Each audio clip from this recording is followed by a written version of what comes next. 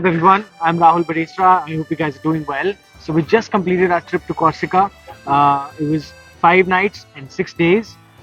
We mostly focused our trip around the southeast coast of Corsica. It's a huge island. So whenever you plan to go to the island, you must decide which area you want to cover. So let me show you this vlog. Corsica is a mountainous Mediterranean island. It presents a mix of stylish coastal towns, dense forests, and craggy peaks. Mount Cinto is the highest amongst these peaks. Nearly half the island falls within a park whose hiking trails include the challenging GR20. Its beaches range from busy to remote, like Rondinara. It's been a part of France since 1768 but retains a distinct Italian culture, and the population is about 4 lakhs. So the weather during our stay was quite pleasant. The days was about 24 to 25 degrees. In the evenings went about 10 degrees to 12 degrees in the night. In terms of transportation, there are 2 ways to get to the island. Either you can take a flight from anywhere in the south of France or from Paris, or you can get to Corsica by ferries. There are these huge ferries that go around the island. You can take them from Marseille, like we took it from Marseille. You can go to Ajaccio, which is down south, or you can go to Bastia, which is up north. The best way to move around on the island is by your own car because it's very remote. Not much of public transport is available. So either you can take your own car and load it up into the ferry from Marseille like we did, or you can reach the island and then rent a car. That's the best way to move around. So we chose to base ourselves in southeast coast of Corsica, and we selected a small village next to the Palombaggia beach in the district of Porto Vecchio, which is about 28 minutes from Bonifacio and just about 10 minutes from Porto Vecchio. So the main things to do around the island include nature trails, hikes, beaches and vineyards.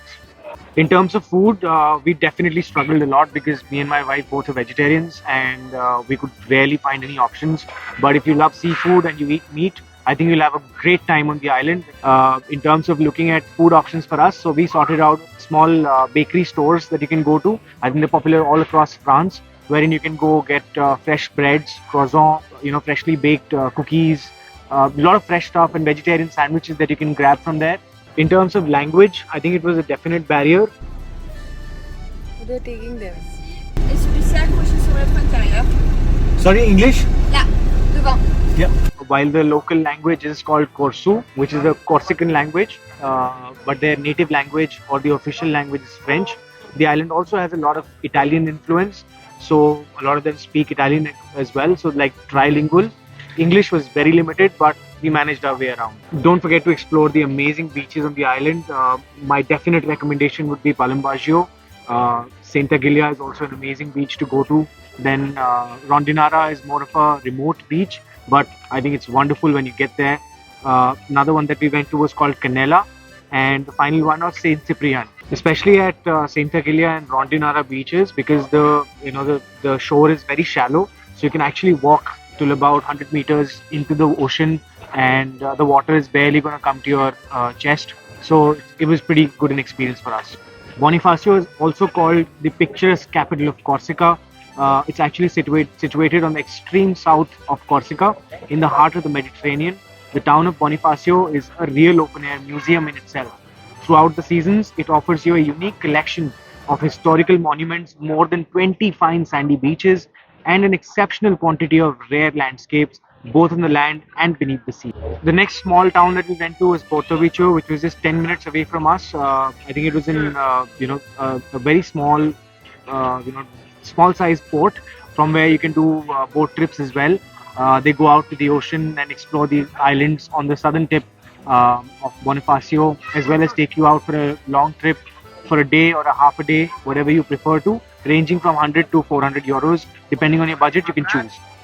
For the treks and hikes, we chose Cascade the Pulischellu, which is about an hour and a half drive from our Airbnb up north, and it was quite a hike and a trek.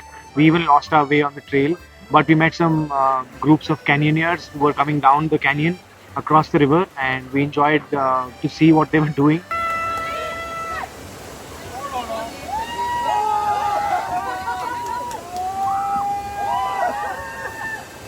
It was a fun experience. I think you should definitely pick one hike that works for you, but do choose the extremity level depending on your physical activity levels. We explored this vineyard called Fior de Lecci in the town of Lecci, of course. There were a few vineyards there, but we found this to be pretty good. We went and we met the owner as well. He gave us a backdoor experience of how they were producing the wines, how they were bottling it. They showed us the barrels as well as where they were storing the wines and how the bottling was done, what kind of branding was going on to it. It was a very intimate experience. For restaurant recommendations, I must tell you this place called A Shabraka. But we had a great truffle pasta and a tomato and mozzarella cheese pizza. It was, I think, out of this world, and some wine to go with it. It was the perfect combination to end the day. And a dessert place recommendation for ice creams and as well as your crepes is Rocasera. Do check it out. It's there. I think most of the cities have the branches, so you should definitely try out their ice creams or your favorite crepes. And now that you've watched this video all the way to the end, I have to give you a bonus tip. So I think one of the biggest learnings was parking in France has been a painful experience, not like India. The parking, everything is written in French. Of course, there's no English option there. So you have to be careful where you park and always check the parking rates to the nearest meter whenever you're parking. Here's a fun fact. One of the Bollywood movies was shot in Corsica. It was called Tamasha. Thanks a lot for tuning in, guys. Please don't forget to hit the like button. Do subscribe to my channel if you haven't already. And do leave a comment in case you're planning to travel to Corsica, south of France, Côte d'Azur. I'd be happy to share my itinerary and share any more details that you guys need.